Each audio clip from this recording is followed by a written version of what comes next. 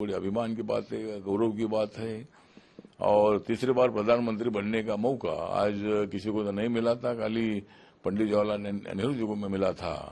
लेकिन नरेंद्र मोदी जी पंडित जवाहरलाल नेहरू जी का record break करेंगे और आज वो तीसरी बार प्रधानमंत्री बनने जा रहे हैं। और मुझे भी मतलब रिपब्लिकन पार्टी ऑफ इंडिया की तरफ से मुझे भी न्योता था और मेरा भी नाम मंत्री परिषद में है। तो मेरे पार्टी का वैसा एक भी लोकसभा में मेंबर नहीं है, लेकिन मेरी पार्टी बाबा साहब अम्बेडकर जी विचारधारा की पार्टी है। बाबा साहब के मतलब सपने को पूरा करने के लिए मैं मोदी सरकार में लगातार 8 साल से मैं उनके साथ रहा हूं और अभी तीसरी बार मुझे उन्होंने मौका दे दिया है। ये हमारे समाज के लिए बहुत बड़ी गौरव की बात है और पूरा देश भर के हमारे जो रिपब्लिकन पार्टी के लोग हैं, दलित समाज के लोग हैं, अम्बेडकराइट लोग हैं, ये बहुत खुश है कि भाई मुझे तीसरी बार मंत्री पद का मौका मिल रहा है। क्या आपके पास सेम मंत्रालय रहेगा या कोई दूसरा मंत्रालय? तो मंत्रालय जो भी देंगे, अभी आज तो शपथ होगी, उसके बाद कल तय होगा किसको मतलब मंत्री पद मिलने वाला है। तो मतलब कौन सा पोर्टफोलियो मिलेगा, मतलब जो भी मुझे पोर्टफोलियो दिया जाएगा उसमें मैं खुश रहूंगा, मैं समाज का काम करता रहूंगा। पीएम के साथ चाय पे जो चर्चा हुई, कितने मंत्री थे लगभग वहां पे? वहाँ कम से कम 68 मंत्री थे। मतलब चाय पे चर्चा, वहाँ फोटो भी निकाला गया और माननीय प्रधानमंत्री जी ने मंत्री पद मिलने के बाद अपनी क्या जिम्मेदारियां है, अपन कैसा लोगों का काम करने की आवश्यकता है, लोगों के बीच में कैसा जाने की आवश्यकता है, उसके बारे में उन्होंने मार्गदर्शन किया और हम चाय पीकर हम इधर आ गए हैं। एनडीए ग्रुप में जिस तरह से नाम की चर्चा है, आपको क्या लग रहा है कि जीतन राम मांझी जो जीत के हैं उनको भी मिल सकता है या अदर जो मंत्री हैं जैसे एनसीपी से, और उनसे किन किन की उम्मीदें लग रही, कौन कौन आया था आज? नहीं, मुझे लगता है कि उसमें तो सभी बीजेपी के मंत्री तो जो सीनियर मंत्री तो थे, मतलब अमित शाह जी थे, राजनाथ सिंह जी थे और मनोहर लाल खट्टर जी थे और हमारी निर्मला सीतारामन जी थी, नितिन गडकरी जी थे, पीयूष गोयल जी थे और प्रहलाद जोशी जी थे। तो ये तो मतलब बीजेपी के नेता हो गए, लेकिन उसके साथ साथ मांझी भी थे, मतलब मांझी भी थे, हमारे जेडीयू से मिस्टर रंजन भी थे और उसमें मतलब जयंत चौधरी थे और हमारे चिराग पासवान जी थे। तो ऐसे कई नेता लोग सभी थे। एनसीपी और शिवसेना से?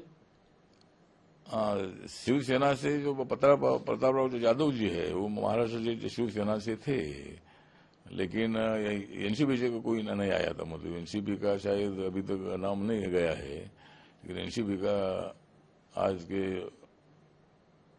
मीटिंग में कोई नहीं थे। क्या उम्मीद लग रही, किसको हो सकता है बुलाया जा सकता है? प्रफुल्ल पटेल या? ठीक है, आज उनका नाम आ सकता है। शायद मालूम हुआ है कि प्रफुल्ल पटेल या सुनील तटकरे, तो दोनों नाम मतलब है उसमें। सुनील तटकरे लोकसभा से है और प्रफुल्ल पटेल जी पार्टी के कार्याध्यक्ष भी है, सीनियर नेता भी है, मंत्री भी रहे हैं। तो जो अजित पवार जिसका नाम देंगे उनका नाम शायद आज के शपथ में आ सकता है। जैसा कि आपने कहा कि मंत्री तीसरी बार जो रिकॉर्ड तौर पे एनडीए गवर्नमेंट अपनी सरकार बनाने वाली है, शपथ लेने वाले हैं मिनिस्टर, लेकिन इधर सोनिया गांधी जी का अटैक था कल और उनका कहना था कि जो है जो पॉलिटिकली एक तरह से डिबैटल है और एक तरह से डिफीट है पीएम की और मोरली डिफीट है। मुझे लगता है कि यहाँ पीएम का कोई डिफीट नहीं है। लोकतंत्र में मतलब आज तक बीजेपी का डिफीट होता रहा और कांग्रेस ने मतलब बीजेपी का डिफीट करने का काम किया था, अपोजिशन का डिफीट करने का काम किया था। लेकिन अब जो दिन आए हैं, नरेंद्र मोदी जी के दिन है, एनडीए के दिन है, तो अभी कांग्रेस पार्टी ने भी अपोजिशन में रहने की आदत लगानी चाहिए। और अभी मतलब सोनिया गांधी जी बोल रही है कि भाई जो मैंडेट है, मैंडेट मतलब मोदी जी को नहीं मिला, ऐसा बिल्कुल नहीं है। मतलब बीजेपी को जरूर 241 सीटें में मिली है, लेकिन एनडीए के नाम पर हम चुनाव लड़े थे। चुनाव जो लड़े थे तो नेशनल डेमोक्रेटिक अलायंस के नाम पर हम चुनाव लड़े थे और एनडीए को क्लियर बहुमत मिला है और अभी हमारी सीटें बढ़ती जा रही है। 300 के ऊपर हमारे पास अभी मतलब मेंबर ऑफ पार्लियामेंट हमारे पास है और भविष्य में ऐसा होगा कि जो इंडिया आघाड़ी के कुछ घटक दल है वही भविष्य में हमारे साथ आ सकते हैं। क्या कोई अंदेशा लग रहा है, किसी ने अप्रोच किया है क्या? नहीं, अभी तो अप्रोच नहीं किया है, लेकिन अभी सरकार बनेगी तो उनको लगेगा कि भाई अभी इंडिया आघाड़ी में रहने जो फायदा नहीं है, इंडिया आघाड़ी सत्ता में आएगी ऐसा इन्होंने भरोसा दिलाया था, इसीलिए हम उनके साथ गए थे। तो अभी उनकी सरकार आई नहीं है, मोदी जी की सरकार बनी है। ये मोदी जी हराने के लिए गए थे, लेकिन मोदी जी ने इनको हराया है। तो इसीलिए कुछ घटक दल जो छोटे मोटे हैं वो हमारे साथ भविष्य में आ सकते हैं, और जो आएगी उनका हम स्वागत करेंगे। सोनिया गांधी जी ने यह भी कहा है कि अब बीजेपी मनमानी नहीं कर पाएगी। जिस तरह से मेंबर्स का अपमान होता था, पार्लियामेंट में लेजिस्लेशन अपने मनमाना तरीके से लाया जाता था, उसको पुश करके पास कर दिया था, अब वो नहीं हो पाएगा। नहीं, मुझे लगता है कि किसी मेंबर ऑफ पार्लियामेंट का अपमान बिल्कुल नहीं होता था। जिस तरह मतलब आपने देखा है कि लोकतंत्र के माध्यम से जो भी सिस्टम है, जो भी कामकाज की पद्धति होती है, नियम होते हैं, उसके मुताबिक पार्लियामेंट में बिल आते थे और ये हंगामा करते रहते थे और हंगामा करके निकल जाते थे। तो कुछ बिल हमें पास करना पड़ता था। सरकार अगर चलानी है, देश चलाना है, तो कुछ कानून बनाने की आवश्यकता होती है, बिल पास करने की आवश्यकता होती है। लेकिन ऐसा किसी मतलब मेंबर ऑफ पार्लियामेंट का अपमान बिल्कुल नहीं हुआ है।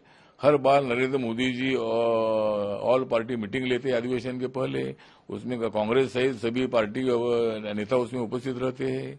मोदी जी उनको मार्गदर्शन करते हैं कि भाई आप हमको सहयोग दीजिए हाउस के कामकाज में, और जो भी आपके सुझाव होंगे उसको भी हम एक्सेप्ट करेंगे। इसी तरह की विश्वास उनको हमेशा मोदी जी देते रहे हैं।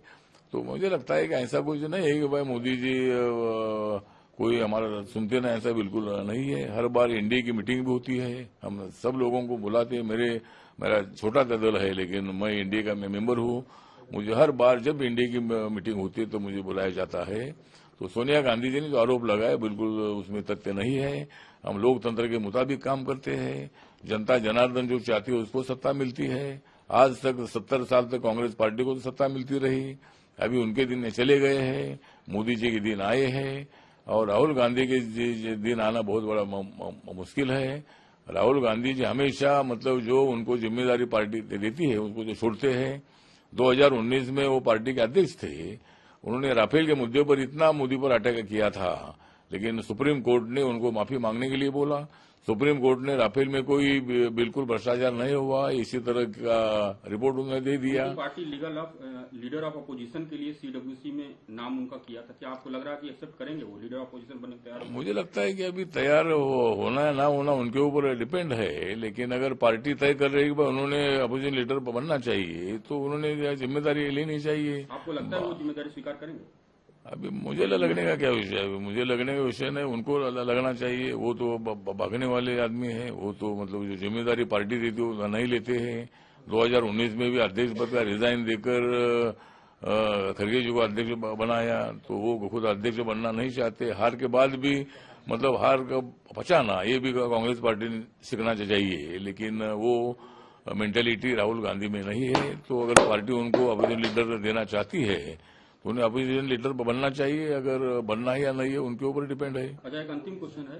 चीफ मिनिस्टर हैं वेस्ट बंगाल की ममता बनर्जी जी, उनका कहना है कि हमें निमंत्रण नहीं मिला है, हम शायद स्वेरिंग सेरेमनी में न जाएं, और मिलेगा भी तो नहीं जाएंगी। और एक और चीज उनका कहना है, उनका ये कह रही हैं कि बीजेपी के जो मेंबर्स जो चुने गए हैं वो स्थिति बना के रखेंगे। ये बड़ी चीज है। हो सकता है कि उनके बीच में ही टूट पड़ जाए और वो छोड़ दें। मुझे लगता है कि जो वेस्ट बंगाल के चुनकर आए हुए जो बीजेपी के सांसद है वो कोई बीजेपी छोड़ने वाला ही नहीं है। वो डटेकर बीजेपी के साथ रहेगी।